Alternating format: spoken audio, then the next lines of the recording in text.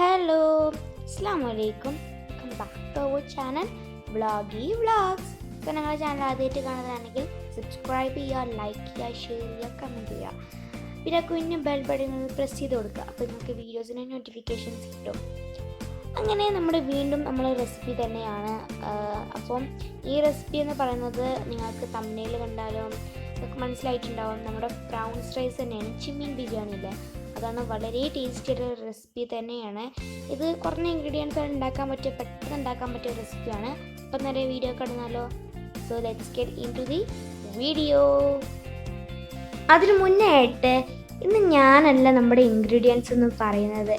ഇന്നൊരു special guest ഇതുവരെ ഞാൻ എൻ്റെ വീഡിയോയിൽ പറഞ്ഞിട്ടില്ല തോന്നുന്നു. പറയാത്തതും കൊണ്ടുവരാത്ത ഒരാളാണ് എൻ്റെ ഉമ്മച്ചി.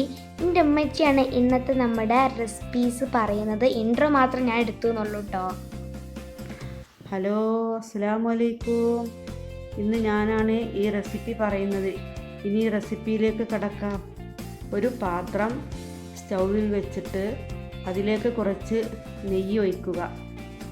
എന്നിട്ട് 1 ടീസ്പൂൺ വലിയ ജീരകം ഇട്ട് കൊടുക്കുക. ആ വലിയ ജീരകം ഒന്ന് പൊട്ടി വരുന്ന സമയത്ത് 3 മീഡിയം സൈസ് സവാള വഴന്ന് വരാൻ കുറച്ച് ഉപ്പ് ചേർത്താൽ മതി. ഓപ്ഷനിലാണ്, നിങ്ങൾക്ക് ചേർക്കാമെങ്കിൽ ചേർക്കാം. എന്നിട്ട് കുറച്ച് ജിഞ്ചർ ഗാർലിക് പേസ്റ്റ്, പച്ചമുളക് ഇട്ട് കൊടുക്കുക. അത് വഴന്ന് അതിൻ്റെ പച്ചമണം പോകുന്നത് വരെ ഇളക്കി കൊടുക്കുക. എന്നിട്ട് ആ പച്ചമണം പോയതിന് ശേഷം 4 ടൊമാറ്റോ വഴന്ന് വരുന്ന സമയത്ത് ഇനി നമുക്ക് അതിലേക്ക് പൊടികളെല്ലാം ചേർക്കാം.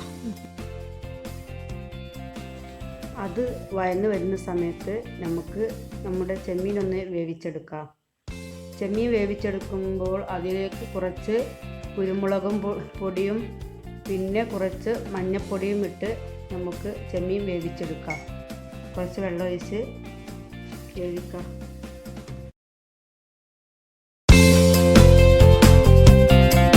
ഇപ്പോൾ ഈ മിക്സ് ഇവിടെ റെഡി ആയിട്ടുണ്ട്. ഇനി ഇതിലേക്ക് മസാലകൾ ആഡ് ചെയ്യാം. 1 ടീസ്പൂൺ മഞ്ഞൾപ്പൊടിയും 1 ടീസ്പൂൺ മല്ലിപ്പൊടിയും ഇട്ട് നന്നായി മിക്സ് ചെയ്യുക.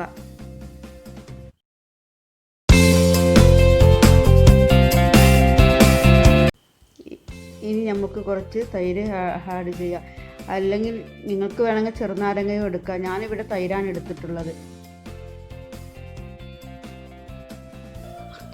അതുപോലെ തന്നെ കുറച്ച് മല്ലിയിലയും പുതിനയുടെ ഇലയും ഇട്ട് കൊടുക്കുക.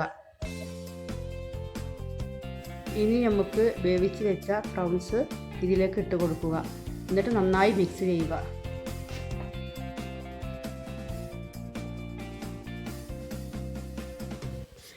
മിക്സ് ചെയ്തതിന് ശേഷം ഞാൻ ഇതിൻ്റെ മേൽ കുറച്ച് കുരുമുളകും പൊടി ഇട്ട് കൊടുക്കുന്നുണ്ട്. എന്നിട്ട് നന്നായി മിക്സ് ചെയ്യുക. മിക്സ് ചെയ്തതിന് ശേഷം അത് 5 മിനിറ്റ് അടച്ച് വെച്ച് വേവിക്കുക. ഇനി അരിക്കുള്ള വെള്ളം വെക്കുക. അതിലേക്ക് ഒരു പട്ട, ഗ്രാമ്പു, ഏലക്ക, കുറച്ച് മല്ലിൻ്റെ ഇലയും പുതിനയും കുറച്ച് ഉപ്പും ഇട്ട് കൊടുക്കുക. കുറച്ച് മുമ്പ് ഞാൻ അരി ഇവിടെ കഴുകി വെച്ചിരിക്കുന്നു. അത് ഇനി ഈ വെള്ളത്തിലേക്ക് ഇട്ട് കൊടുക്കാം.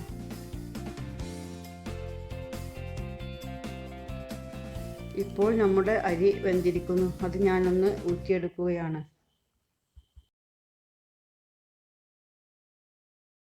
ഇനി ഒരു പാത്രം ചൂടാക്കി അതിലേക്ക് കുറച്ച് നെയ്യ് ഒഴിച്ച് കൊടുക്കുക. എന്നിട്ട് കുറച്ച് ചോറ് ഇട്ട് കൊടുക്കുക.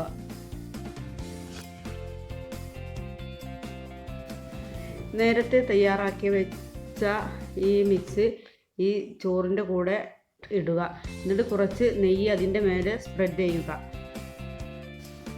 ഇനി ഇതിൻ്റെ മേൽ കുറച്ച് ഗരം മസാലയും മല്ലിയിലയും ഇട്ട് കൊടുക്കാം.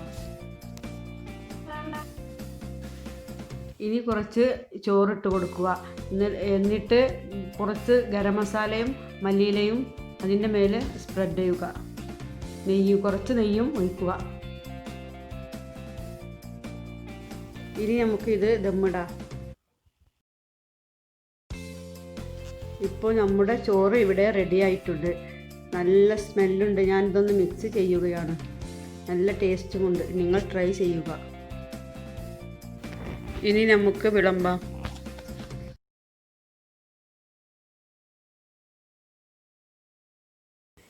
ഇന്നത്തെ ഡിഷ് നിങ്ങൾക്ക് ഇഷ്ടപ്പെട്ട് എന്ന് കരുതുന്നു. ഇതുണ്ടാക്കാൻ വളരെ എളുപ്പമാണ്. നിങ്ങളും ഒന്ന് ട്രൈ ചെയ്യുക. നല്ല ടേസ്റ്റുമാണ്.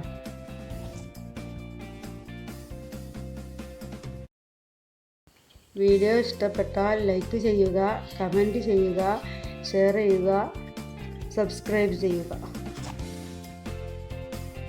ആ കുഞ്ഞു ബെൽ ബട്ടൺ ഒന്ന് പ്രസ് ചെയ്യുക. അടുത്ത വീഡിയോയുമായി വരുന്നത് വരെ ബൈ.